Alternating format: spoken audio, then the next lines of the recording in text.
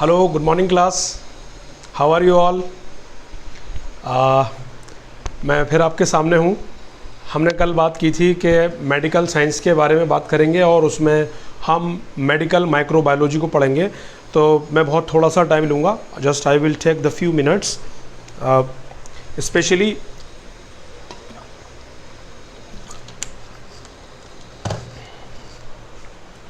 आज हम medical microbiology को डिस्कस करने वाले हैं। तो पहले हम सब्जेक्ट को पढ़ने से पहले थोड़ा सा सब्जेक्ट के बारे में समझ लेते हैं। तो सब्जेक्ट्स कहना क्या चाहता है? मेडिकल कोई भी चीज़ हो सकती है। मेडिकल से रिलेशन ये नहीं है कि आप कोई फार्माकोलॉजी पे कोई दवाई लेने जा रहे हैं, वो this is not medical. Medical microbiology, तो मेडिकल माइक्रोबायोलॉजी को पहले समझ लेते हैं हम। Micro that mean the small, micro that mean small, कोई छोटी चीज़ को हम माइक्रो बोल देते हैं। और bio that mean the life, that mean the life. Micro mean small है, बायो मीन्स लाइफ है, और लॉजी दैट मीन स्टडी। तो माइक्रोबायोलॉजी का मतलब हो गया the study of the small organism या study of small life is called the microbiology. लेकिन मेडिकल यहाँ कंडीशन लग गई, तो यानी मेडिकल कंडीशन लग गई तो दैट मीन ये कुछ ना कुछ हार्मफुल सब्सटेंसेस है, ये कुछ ना कुछ हार्मफुल सब्सटेंसेस है। यानी मेडिकल माइक्रोबायोलॉजी यानी study of the smallest organism, ऐसे छोटे सूक्ष्म की स्टडी जो कोई भी वायरस हो सकता है, बैक्टीरिया हो सकता है, पैरासाइट्स हो सकता है। अब आप बोलोगे ये सब क्या है, इनको भी हम बात को समझेंगे। तो जो नुकसान जो पहुंचा रही हैं हमें चीज़ें, बैक्टीरिया, वायरस और फंगाई, कोई भी चीज़ वो मेडिकल माइक्रोबायोलॉजी के सब्जेक्ट्स में कवर होती है। तो हमने ये चीज़ को समझा है। तो हम मैं बता दूं आपको, medical microbiology this are the study of the small organism that are the affect human life. Human life को जो अफेक्ट कर रहे हैं वो मेडिकल माइक्रोबायोलॉजी में सब्जेक्ट्स में कवर किए जाते हैं। तो इसमें भी बहुत सारे और फर्दर डिवीज़न होता है। मेडिकल माइक्रोबायोलॉजी में भी फर्दर डिवीज़न होता है। वो किस तरीके का होता है मैं आपको बता दूं, जैसे कि बैक्टीरियोलॉजी यानी स्टडी ऑफ बैक्टीरिया, बैक्टीरिया की पढ़ाई जो है बैक्टीरियोलॉजी कहलाती है। वायरोलॉजी, ये वायरस की स्टडी, वायरस के बारे में हमें स्टडी करना, वायरस के बारे में पढ़ना, जैसे वो सब स्टडी क्या कहलाती है? वायरोलॉजी कहलाती है। जैसे बैक्टीरियोलॉजी में जैसे मान लो सल्मोनेला, जैसे टाइफाइड वाला बैक्टीरिया है, टीबी का ट्यूबरकुलोसिस वाला बैक्टीरिया है, these are bacteria cover in the bacteriology. जितने भी शिजेला, सल्मोनेला, ये सब these are the names of the bacteria. अब मैं बात करता हूँ वायरोलॉजी की। तो वायरोलॉजी में हम वायरस की स्टडी करते हैं। जैसे कि आप जानते हैं वायरस में अभी these are the best example, कोविड-19 वायरस, ठीक है, पोलियो वायरस, हर्पीज जोस्टर, ये जितने भी बहुत सारे वायरस हैं। जैसे हमारा अपना एक वर्ल्ड है, ऐसी बैक्टीरिया का भी एक अपना वर्ल्ड है, वायरसेस का भी अपना वर्ल्ड है। फिर हम थर्ड बात करते हैं पैरासाइटोलॉजी। पैरासाइटोलॉजी में स्टडी ऑफ द पैरासाइट्स। तो पैरासाइट्स जो हैं एक ऐसे, देखो वायरस सबसे छोटे होते हैं, वायरस जो है सबसे छोटे होते हैं और बैक्टीरिया थोड़े उनसे बड़े होते हैं। पैरासाइट्स और भी बड़े होते हैं जिनको हम नेकेड आइज से भी देख सकते हैं विदाउट एनी माइक्रोस्कोप्स। यानी पैरासाइटोलॉजी में भी हम स्टडी करेंगे, जैसे कि आपके राउंड वॉर्म्स हो गए, राउंड वॉर्म्स, हाइमोनोलोपिस नाना, और जितने भी यानी गिरोडिया, ये सब हम स्टडी किस में करने वाले हैं? पैरासाइटोलॉजी में। तो मैंने अभी यहाँ पर मेडिकल माइक्रोबायोलॉजी डिस्कस किया, जो कि स्मॉल ऑर्गेनिज्म का स्टडी है और जो कि ह्यूमन लाइफ को इम्पैक्ट करता है, तो हमने उसको मेडिकल माइक्रोबायोलॉजी कहा। बैक्टीरियोलॉजी क्या है? बैक्टीरियोलॉजी एक बैक्टीरियाज हैं जिनकी हम स्टडी करते हैं। वायरोलॉजी क्या है? जो वायरस हैं जिनका हम स्टडी। पैरासाइटोलॉजी। इम्यूनोलॉजी क्या है? अब इम्यूनोलॉजी भी आता है। इम्यूनोलॉजी में हम एंटीजन जो बॉडी के अंदर होते हैं और एंटीबॉडी, इनका स्टडी करेंगे। एंटीजन, एंटीबॉडी से होने वाले जितने भी रिएक्शंस हैं और जितनी भी हमारी सेल्स हैं, मर्जों से लड़ने की ताकत है, वो हम उसको डिस्कस करेंगे। वो जितने भी हमारी इम्यूनिटी वगैरह होती है, हम उसको इम्यूनोलॉजी में डिस्कस करेंगे। बैक्टीरियोलॉजी, वायरोलॉजी, पैरासाइटोलॉजी, इम्यूनोलॉजी, ठीक है। ऐसे तो देखो, अब ये सब हम क्या पढ़ रहे हैं? माइक्रोबायोलॉजी के अंदर पढ़ रहे हैं। तो माइक्रोबायोलॉजी क्या है? Is a medical science branch है, ठीक है। उसके अंदर बहुत सारे सब्जेक्ट्स आते हैं जिनको हम फर्दर पढ़ेंगे। तो this was the briefly introductions about the medical microbiology. चलिए मैं आपको नए कॉन्सेप्ट से अब शुरू करता हूँ। और भी बहुत सारी चीज़ें हैं इसमें, जैसे कि सीरोलॉजी आ जाता है, सीरम की स्टडी हो जाती है, फिर ठीक है ना, ये सब आता है।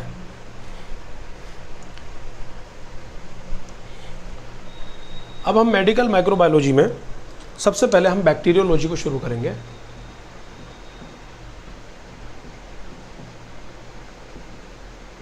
बैक्टीरियोलॉजी को शुरू करेंगे हम। तो इसके बारे में थोड़ा मैं बोर्ड पे कलम चलाने से पहले मैं आप लोगों से कुछ चीज़ें डिस्कस करना चाहता हूँ।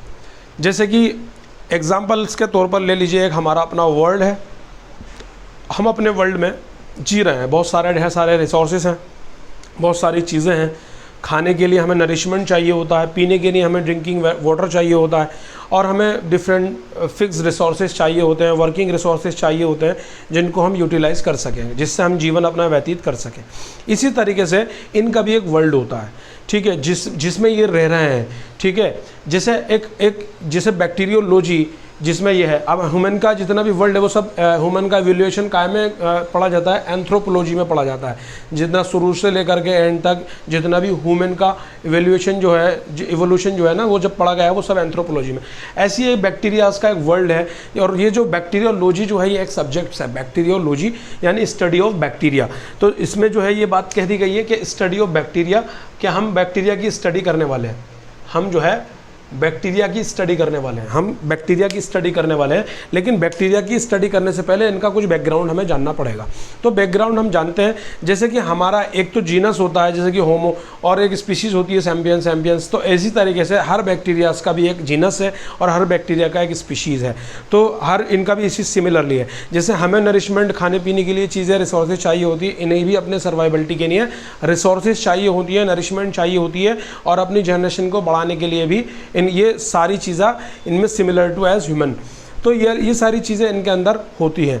तो सबसे पहले ये डिस्कस किया जा रहा है कि बैक्टीरियोलॉजी, जो बैक्टीरिया हैं वो शेप एंड साइज भी होते होंगे, इनके फेस भी होते हैं, क्योंकि ह्यूमन के अंदर डाइवर्सिटी है कि डिफरेंट कलर्स के हैं। आपने देखा होगा अफ्रीका कंटिनेंट पर इक्वेटोरियल टेरिटरी है तो वहाँ पे ब्लैक ज़्यादा होते हैं, ठीक है। और नॉर्थ पोल वाले रीजन पर, जहाँ पर कोलेस्ट रीजन है जो टॉरेट जोन में आता है, जहाँ पर ठंडा मामला है, तो वहाँ पे लोग ज़्यादा, रशिया हुआ, ग्रीनलैंड हुआ, यहाँ लोग जो है ज़्यादा वाइटिश होते हैं क्योंकि यहाँ ठंड कम पड़ती है।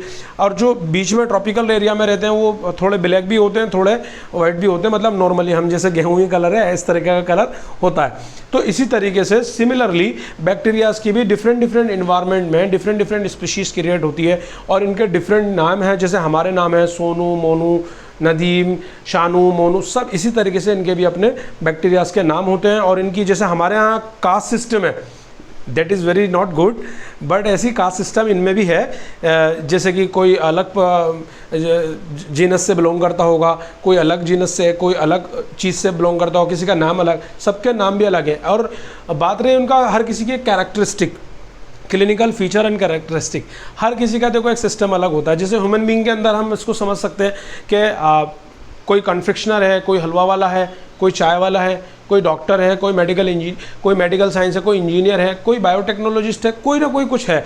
तो ऐसी ही इन हर बैक्टीरिया की कैरेक्टरिस्टिक भी अलग होती है। यानी कोई कुछ कर रहा है, कोई डायरिया करता है, तो कोई टीबी करता है, तो कोई ब्लीडिंग करता है, तो कोई एंटर से रिलेटेड, जो हमारे इंटेस्टाइनल से रिलेटेड जो कॉजेज़ हैं उनको अकुर करता है, या फिर कोई फीवर लाता है, कोई टाइफाइड कर देता है, ठीक है ना। तो उनका भी डिफरेंट कैरेक्टरिस्टिक होता है। तो इसी तरीके से ये बैक्टीरियाज के बारे में मैंने थोड़ा सा आपको ब्रीफली बताया। तो इनका हम सबसे पहले ये समझने वाले हैं कि बैक्टीरियालॉजी के अंदर हम बैक्टीरिया की स्टडी कर रहे हैं। बैक्टीरिया जो है वायरस से थोड़े बड़े होते हैं, इनका साइज डायमीटर में होता है, ठीक है, 0.2 से 5 तक डायमीटर में होता है। डिफरेंट नाम होते हैं, डिफरेंट इनकी स्पीशीज़ होती हैं, जीनस होते हैं, और इनका कैरेक्टरिस्टिक भी डिफरेंट होते हैं। तो इनका स्टडी करने का जो मेथड्स है वो बहुत सिमिलर सा है। पहले मैं आपको पैटर्न बता देता हूँ किस तरीके से हम की स्टडी कर सकते हैं। सबसे पहले कोई भी बैक्टीरिया है, हम बैक्टीरिया तो जैसे इंसान बहुत सारे हैं, ऐसी बहुत बैक्टीरिया हैं। तो पहले हम बैक्टीरिया की सबसे पहले डेफिनेशन डिस्कस करते हैं। उसके बाद में उसकी हम मॉर्फोलॉजी, डेफिनेशन के अंदर हम जो बात करेंगे,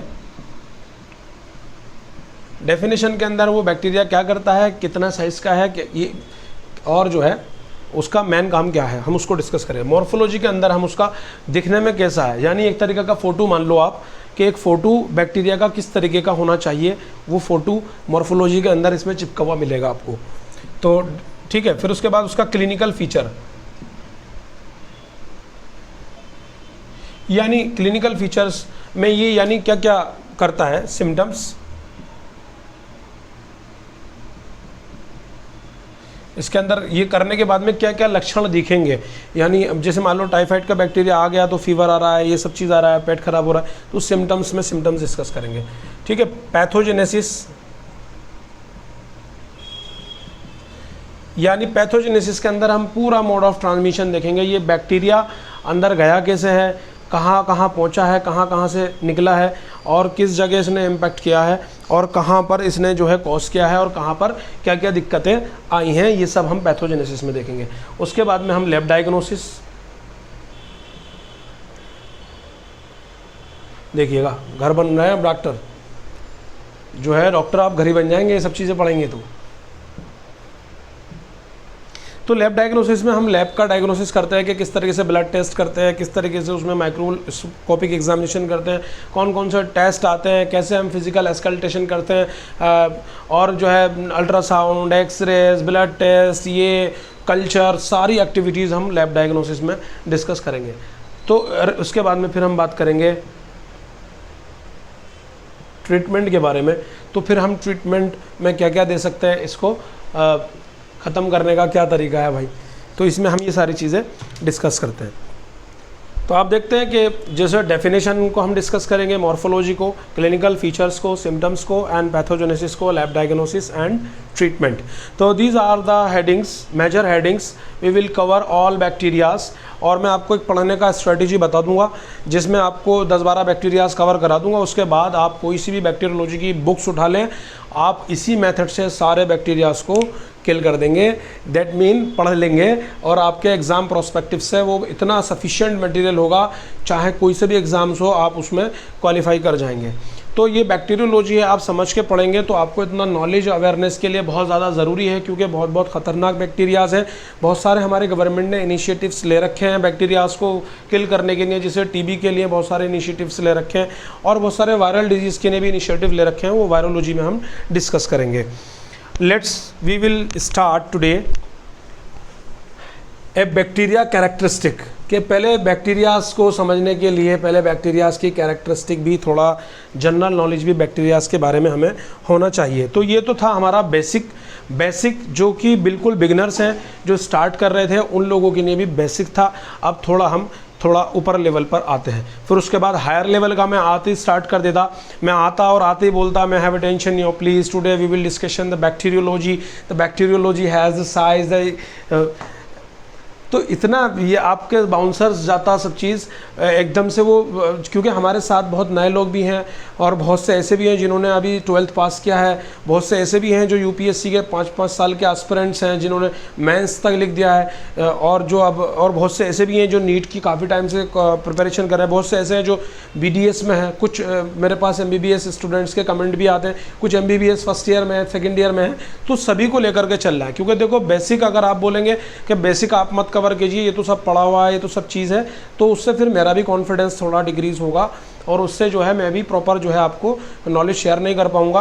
क्योंकि देखो कोई भी इंसान है अगर पढ़कर आपको कॉम्प्रिहेंसिवली नॉलेज बुक से डिफरेंट एक्सट्रैक्ट करके आपको ट्रांसफ़र कर रहा है, तो ये देखो एक बड़ी स्ट्रेटेजी होती है, और उसके पीछे सिर्फ इसीलिए क्योंकि यहाँ पर मेरा कोई भी अर्निंग इंटेंशन नहीं है, या फिर मेरा लाइव सब्सक्राइब का इंटेंशन नहीं है। Just I want to improve my skills and I want to share my knowledge, बस ये मेरा एक पर्सनल हॉबी है, सो आई एम टीचिंग। तो आज हम डिस्कस जो कर रहे हैं माइक्रोबायोलॉजी को, हमने जो है डेफिनेशन तो हमने बता दिया था आपको मेडिकल माइक्रोबायोलॉजी का। उसके बाद में बैक्टीरिया हमने जो है ब्रीफली इंट्रोडक्शन भी आपको बता दिया था, बैक्टीरियोलॉजी, वाइकोलॉजी, इम्यूनोलॉजी, सीरोलॉजी। तो बैक्टीरिया अगर मान लो जैसे कोई भी बैक्टीरिया है, जैसे बैक्टीरिया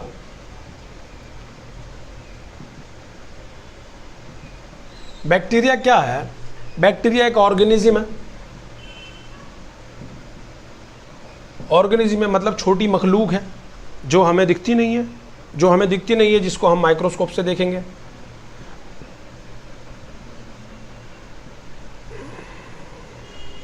ठीक है, जो माइक्रोस्कोप से जो हम देखते हैं बैक्टीरियाज को। तो ये एक छोटी मखलूक है जिसको हम माइक्रोस्कोप से देखते हैं, ठीक है। और इसके अलावा बैक्टीरिया का साइज़, जो साइज़ मैंने आपको बताया वो डायामीटर में होता है, 0.5 से लेकर के 2 डायामीटर तक हो सकता है, ठीक है। ये हमारा साइज़ है। अब शेप भी तो कुछ ना कुछ होती होंगी बैक्टीरियाज की, तो कुछ शेप भी अलग होती हैं, अलग अलग शेप्स होती हैं, डिफरेंट शेप्स होती हैं, ठीक है। अगर एक है तो कोकाई है, ठीक है ना, और 2 है तो डिप्लोकोकाई है, ठीक है ना, 3 है तो ट्रिपल है, और 4 है तो टेट्राड है, ठीक है ना। तो इस तरीके से जो है हमारी बैक्टीरियाज की जो है ये शेप होती हैं। अब ये कुछ तो होते हैं गोल, तो जिन्हें हम मोनोकोकाई बोल सकते हैं, कुछ हैं 2 तो जिनको हम डिप्लोकोकस बोल सकते हैं। तो यानी पहले अब ये तुम कंफ्यूज हो गए होगे कि ये कोकाई वोकाई क्या बता दिया डॉक्टर साहब ने, तो मैं आपको ना बिल्कुल भी कंफ्यूज नहीं करना चाहता हूँ। देखो बैक्टीरिया का मेनली जो साइज़ है ना, यहाँ से कभी भी नहीं भूलोगे, डिफरेंट डेफिनेशंस हैं। जो गोल जो होते हैं ना बैक्टीरिया वो होते हैं कोकाई, ठीक है ना, और जो लंबे होते हैं ना ऐसे बनाना शेप या फिर लंबे, तो इन्हें बोलते हैं रोड शेप, तो इन्हें बोल देते हैं बेसिलाई। इन्हें क्या बोल देते हैं? बेसिलाई बोल देते हैं। रोड शेप वालों को बेसिलाई बोल देते हैं, राउंड शेप वालों को कोकाई बोल देते हैं, ठीक है। तो इसी तरीके से कोकाई बेसिलाई ये हमारे होते हैं बैक्टीरिया। और अब इनमें भी बहुत अलग अलग चीज़ होती है। कुछ विब्रियो शेप भी होते हैं, कोमा शेप भी होते हैं विब्रियो, ठीक है, कोमा शेप भी होते हैं विब्रियो। तो ये जो चीज़ें हैं हमारी, और स्पायरोकीट्स भी होते हैं कुछ। स्पायरोकीट्स जैसे कि ये एग्जांपल देख रहे हैं आप, ये स्पायरो यानी स्प्रिंग की तरह, जैसे राउंड स्पायरोकीट्स भी। तो these are the shapes of the bacteria, cocci and bacilli, vibrio and spirochetes. और स्पायरोकीट्स के अलावा, ठीक है, स्पायरला भी होते हैं। ये स्पायरोकीट्स हैं, ये स्पायरल है। तो ये बैक्टीरियाज की जो है शेप है, यानी कुछ लंबे हैं, कुछ गोल मुँह के हैं, यानी जैसे इंसानों में होता है ना, जैसे कुछ बोने होते हैं, कुछ लंबे होते हैं, कुछ मीडियम होते हैं, ठीक है ना, कुछ बिल्डर्स होते हैं। तो these are the forms of the bacterias. तो कोकाई भी है, बेसिलाई भी है, विब्रियो भी है, स्पायरोकीट्स भी है, स्पायरला भी है। तो ये तो हमारी हो गई शेप्स एंड साइज़ मैंने आपको बता दिया। इतने 0.5 माइक्रो डायमीटर, डायमीटर से लेकर के 2.5 डायमीटर तक हो सकते हैं।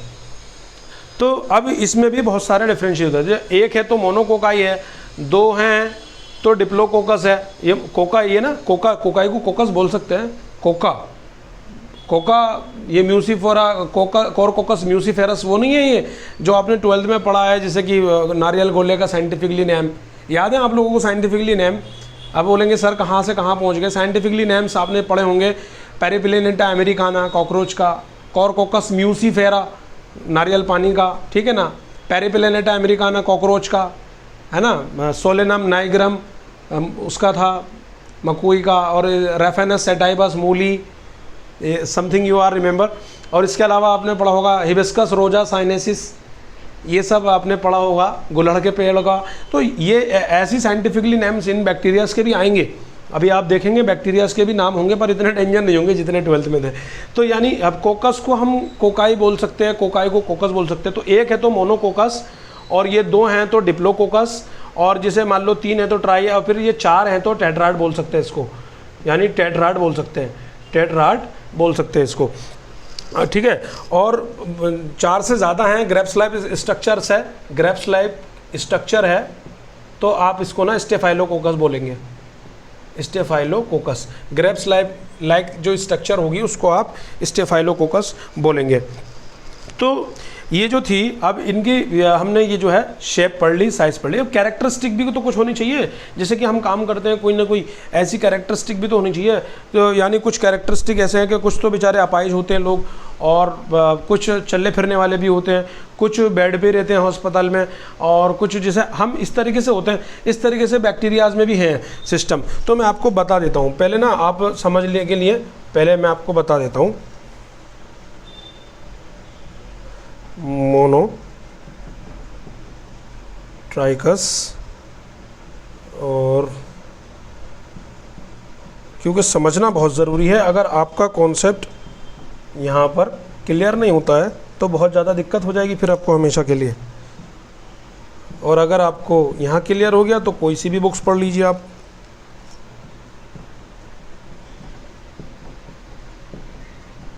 एम्फीट्राइकस और पेरीट्राइकस और atrichous. So you can ask me what is the structures that are wrought by you, sir? आप पूछ सकते हैं मुझसे। So bacterial characteristic, let we talk about the bacterial characteristic. तो characteristic क्या क्या हो सकती है? Characteristic we will define at the basis of the moment, motility। अगर बैक्टीरियाज की मोटिलिटी की बेस पर हम जो है, मोटिलिटी क्या होती है भैया कि किसी का चलना फिरना मोटिलिटी कहलाता है। यानी एक तरीके से हम भी जो है चल रहे हैं तो मोटाइल हैं और नहीं चल रहे हैं तो नॉन मोटाइल हैं। तो इसी तरीके से कुछ बैक्टीरिया ऐसे होते हैं बॉडी में मूव करते हैं तो उनको मोटाइल बोलते हैं, और जो मूव नहीं करते उनको नॉन मोटाइल बोलते हैं। तो यहाँ पर देखो, जिसके अंदर एक पूंछ होगी दैट मीन वन टेल होगी, इसको पूंछ तो नहीं बोलेंगे मेडिकल साइंस में, दैट वाज द वेरी गमारू टर्म्स। लेकिन इसको ना हम इसको फ्लैजिला बोलते हैं। जैसे हमारी टांगों को हम लेग बोलते हैं, ऐसी बैक्टीरियाज की ये जो चीज़ है हम इसको फ्लैजिला बोलते हैं। क्या बोलते हैं? फ्लैजिला। तो यानी किसी के अंदर अगर एक फ्लैजिला प्रेजेंट है, the bacterias contain the one flagella that is called the monotrichous, उसको हम मोनोट्राइकस कहेंगे। और some bacterias are contain more than one flagella, तो हम उसको लोफोट्राइकस बोलते हैं, ठीक है ना। और अगर वो each side of flagella has contain, अगर वो दोनों तरफ उसके फ्लैजिला हैं मोमेंट के लिए, तो हम उसको एम्फीट्राइकस बोलते हैं। क्या बोलते हैं? एम्फीट्राइकस बोलते हैं। और अगर उसके चारों तरफ फ्लैजिला हैं और प्लाइज भी हैं, प्लाइज, अब फ्लैजिला और प्लाइज में क्या है? फ्लैजिला क्या है? The legs of the bacteria, bacteria की टांग, बैक्टीरिया की मोटिलिटी प्रोवाइड कराने वाला फ्लैजिला कहलाता है। और प्लाइज क्या होता है? प्लाइज क्या होता है? प्लाइज बोलते हैं अटैचमेंट, क्योंकि हर बैक्टीरिया टांगे भी रखता है और अटैचमेंट के लिए, जैसे हाथ होते हैं जो अटैचमेंट, जिससे किसी चीज़ को हम अटैच कर रहे हैं। मैंने मार्कर को अटैच कर रखा है किसी चीज़ से, हैंड से। तो बैक्टीरिया जो है ना, किसी ऑर्गन को, जैसे अगर पेट में चला गया और इंटेस्टाइन के अंदर गया, इंटेस्टाइन के अंदर वो मूव तो फ्लैजिला से करेगा, लेकिन वो किसी चीज़ का अटैचमेंट जो करेगा ना, वो हाथ से नहीं, हाथ से तो मैं बोल रहा हूँ, प्लाइज से करेगा। तो यानी प्लाइज क्या होता है? The capability has to attachment to host any organs, किसी भी ऑर्गन्स के होस्ट को अटैच करना, किसी भी ऑर्गन जहाँ पर वो इन्फेक्शन फैलाना चाह रहा है उसको अटैच करता है प्लाइज के थ्रू। तो हम कहाँ थे कि मल्टीपल जो है इसके ट्राइकस होंगे, तो पेरीट्राइकस हम उसको बोल सकते हैं।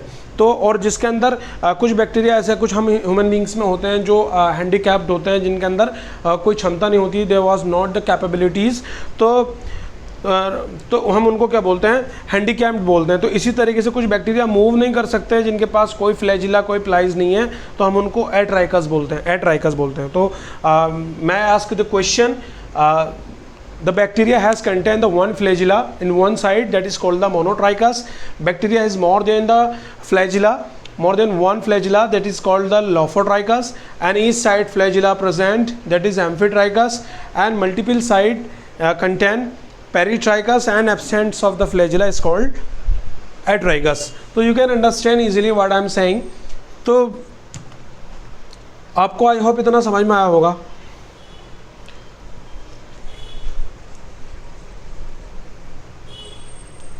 अब हम आगे की बात शुरू करते हैं थोड़ी सी, उसके बाद लेक्चर बहुत बड़ा हो गया आज का।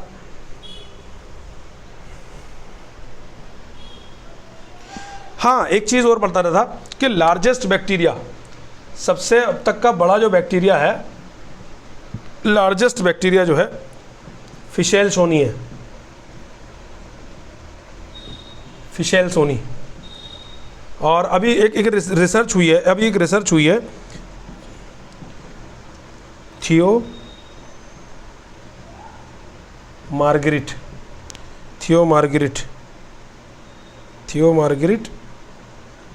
मैग्नीफिया। फिशेल सोनी का जो साइज़ था, आई हैव उससे तो बड़ा था, ढाई से तो बड़ा, 3 के आसपास कुछ था, लेकिन इसका जो 30 डायमीटर का ये बैक्टीरिया जो है, 30 डायमीटर का ये बैक्टीरिया जो है अभी डिटेक्ट हुआ है। अच्छा मुझे बस और सबसे छोटा भी डिस्कस कर लो यार, माइकोप्लाज्मा। Mycoplasma 300 nanometre. डायमीटर में और नैनोमीटर में फ़र्क समझ लीजिएगा।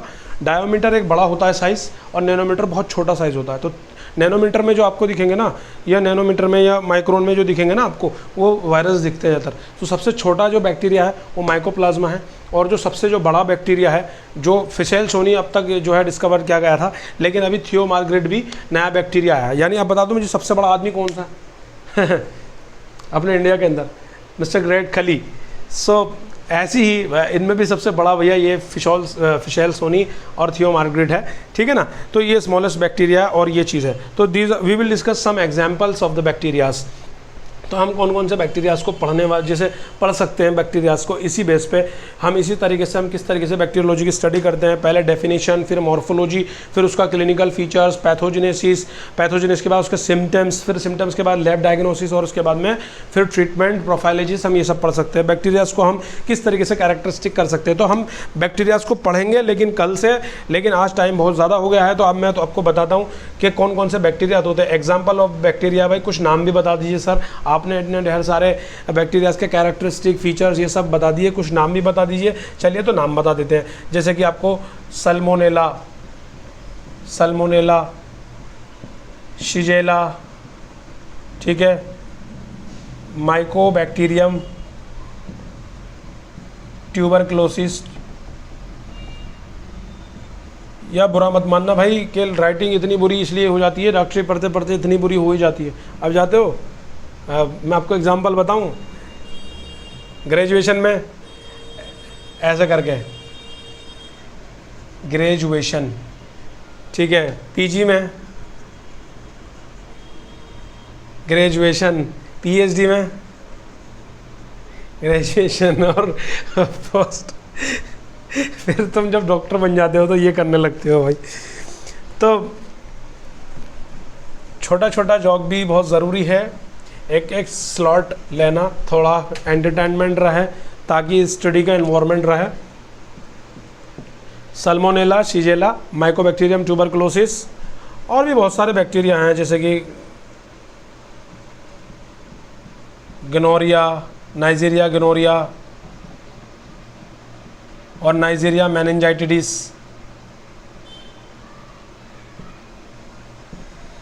ठीक है। और भी बहुत सारे बैक्टीरिया हैं जैसे कि कॉर्नी बैक्टीरिया। तो ये एग्जांपल्स हैं, बहुत सारे बैक्टीरियाज हैं ऐसे। तो अब जैसे सल्मोनेला है, सल्मोनेला आपका टाइफाइड कोज करता है। हम उसका फिर पूरा मॉर्फोलॉजी, स्ट्रक्चर्स और जो है डिटेल क्या कोज करता है, सिम्टम्स पढ़ेंगे। जैसे कि अब शिजेला है, शिजेलोसिस कोज करता है। माइकोबैक्टीरियम ट्यूबरक्लोसिस जो है टीबी कोज करता है। गवर्नमेंट बहुत सारे प्रोग्राम चला रही है टीबी के लिए, और ये बहुत ज़्यादा हाईली ट्रांसमिसिबल होता है, खांसते ही दूसरे को भी लग जाता है। वेट लॉस होता है, सिम्टम्स में इसको, जैसे एक एग्जांपल ले लूँ टीबी का, जैसे एग्जांपल टीबी का ले लेता हूँ मैं, तो टीबी का एक एग्जांपल लेता हूँ। तो टीबी एक बैक्टीरिया है जो कि माइकोबैक्टीरियम ट्यूबरक्लोसिस है। क्या है? एक बेसिलाई है, ठीक है, और बेसिलाई है, और बेसिलाई के साथ साथ में जो है ये क्या कोर्स करता है, लैब डायग्नोसिस स्पुटम से होती है, बलगम से होती है। तो इसकी सारी लैब डायग्नोसिस भी हम डिस्कस करेंगे, सबको रखेंगे, ठीक है। आज के लिए इतना ही काफ़ी है। कल को हम जो है पहले बैक्टीरियाज का कुछ थोड़ा सा पोर्शन छूट गया है बैक्टीरियोलॉजी का, उस पोर्शन को मैं बता देता हूँ। कुछ बैक्टीरियाज में हमने characteristic, shape and size, morphology समझ ली, कुछ ग्राम नेगेटिव और ग्राम पॉजिटिव बैक्टीरियाज का कुछ हम कल स्टडी करेंगे थोड़ा, और एक बैक्टीरिया कवर करेंगे, ठीक है। आई होप आप लोगों को कोई बात मेरी पसंद नहीं आई हो, सो उसके लिए आई रियली हम्बली सॉरी। और आपको लेक्चर अच्छा लगा है तो लेक्चर्स को प्रमोट कीजिए, और लेक्चर्स को कम से कम 2 बार ज़रूर देखिएगा। और आपको बुक के अंदर कोई भी कंटेंट हो, आपको बेसिक जो मैंने फंडामेंटल्स आपको बताए हैं बैक्टीरियोलॉजी के, वो आपके लिए इनफ है। आप इसी को देख लेंगे, अच्छे से बैक्टीरियोलॉजी आप किसी को भी पढ़ा सकते हैं। Thank you.